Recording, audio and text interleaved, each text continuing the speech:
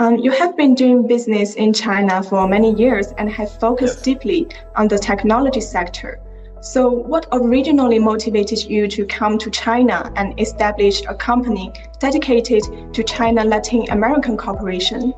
Probably my experience is a good example of how China were able to support actual talent development, but also via its educational diplomacy. Via the scholarships, was able to basically receive me and had an opportunity to come to China. And then later on, I opened a company that is Latam China Tech that actually focus on this type of opportunity that I see around me.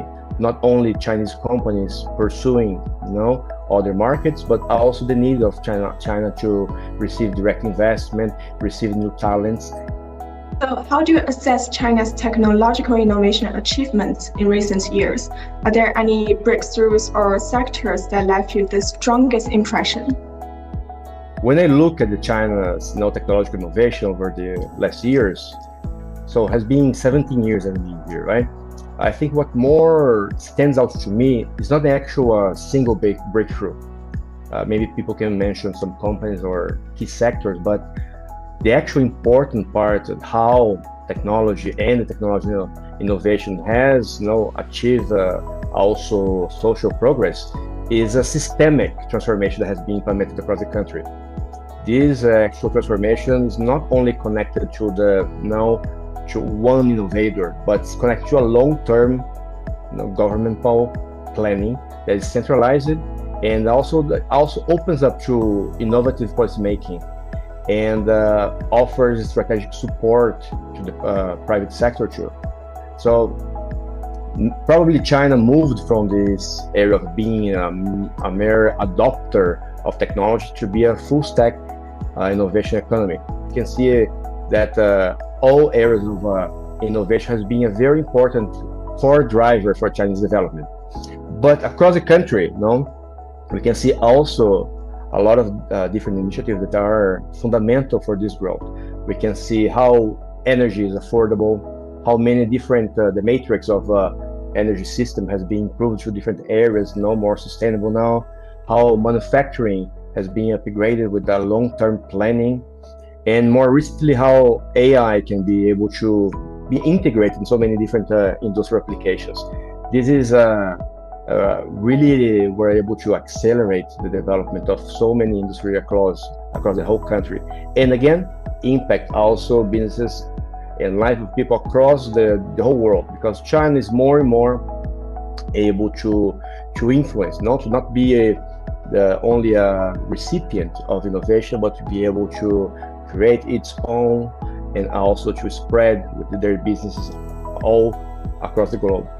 As you know, the annual Central Economic Work Conference was just held in Beijing, setting the overall tone for next year of making progress while maintaining stability and improving quality and efficiency.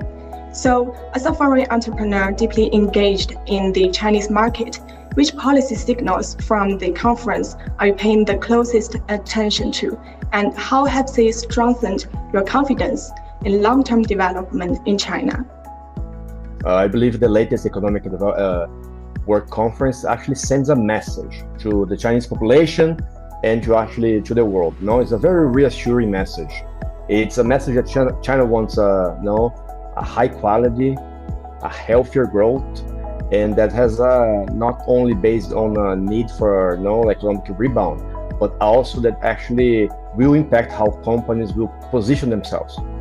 So it's not only about actually enhancing GDP, but also to have like a long-term planning that enable the country to grow, and at the same time to basically reach the needs of the population. So this is very important. I think that it gives a great a great message to entrepreneurs that there is a certain level of predictability, how much one area will be receiving public funds, how many kind of new cooperation opportunities will be in this area, and this is actually helps entrepreneur to having as a predictable scenario more chances to be able to create some tangible service that reaches people.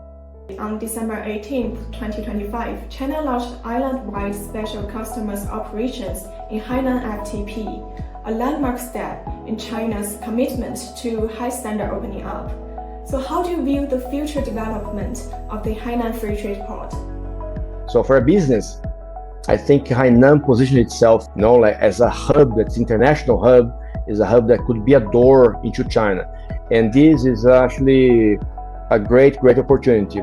I add an opportunity, and this is a good moment because President Xi and President Lula of Brazil have an agreement for next year being the year of culture of Brazil in China.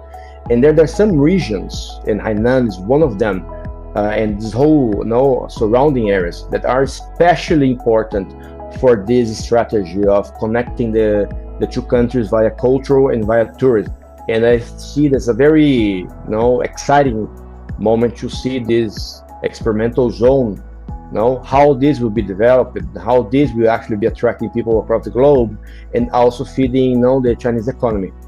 So to advance high-level opening up, China has continued to shorten the negative list for foreign investment, expand pilot free trade zones, and improve the business environment for foreign investors. At a time when protectionism is on the rise, what significance does China's stance hold? That's very true. China's decision is to keep the economy open, and many countries across the globe are now turning inward, right? And for Latin America, I believe that China cooperation with Latin America is extremely important. This is very important in the strategic level for the future, for keeping peace, but also for developing those countries, both in the basic needs, right? Still, there's a lot of need infrastructure in Latin America, but also for more advanced industries. And I see that we have all the country already facing a great reach on 5G networks, great reach on access to mobility and to basically payment solutions that help so many different business to progress, right? And when we see this connection in the business sense between Latin America and China, has been much to do right now in Chinese companies expanding into Latin America, or Chinese actual state companies supporting infrastructure development in Latin America. But it's great to see that this is being done